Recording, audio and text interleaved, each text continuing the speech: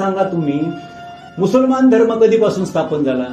मला संवाद साधायचा आहे तुमच्याशी, मला एकट्याला बोलता येत नाही. मोहम्मद पैगंबरापासून मुसलमान धर्म स्थापित झाला. जैन कधी झाला? महावीरांपासून झाला जैन धर्म झाला. ख्रिश्चन धर्म कधी झाला? येशू ख्रिस्तापासून झाला.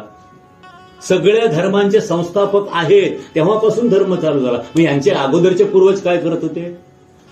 कारण हिंदू धर्माला संस्थापकच नाही, हिंदू धर्म सनातन आहे. म्हणजे यांचे पूर्वज हिंदू धर्मातच होते, फक्त माझा स्वतःचा शिष्य वर्ग सादर करावा म्हणून त्याने नवीन धर्म स्थापन केला. आता नवीन नवीन धर्म उदयाला येते.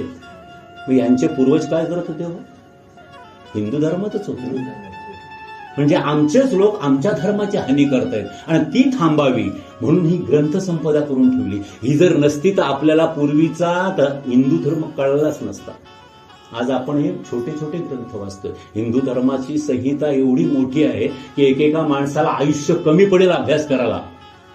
एवढे हिंदू धर्मांचे ग्रंथ आहेत. एक एक वेद वाचायला एक एक पिढी पुरत नाही, पिढीला वाचता येत नाही. एवढी दुसऱ्या कुठल्याही धर्मात एवढी चांगली ग्रंथसंपदा नसताना आम्ही मात्र, कारण काय झालंय, आतमध्ये बघण्याची सवय नाही राहिली. आता आम्हाला कसा पाहिजे, तुम्ही काही पण करा नाही, माझ्या इथे या, मग तो धर्म वाढतोय. आम्हाला नियम जास्त लागता कामा नये.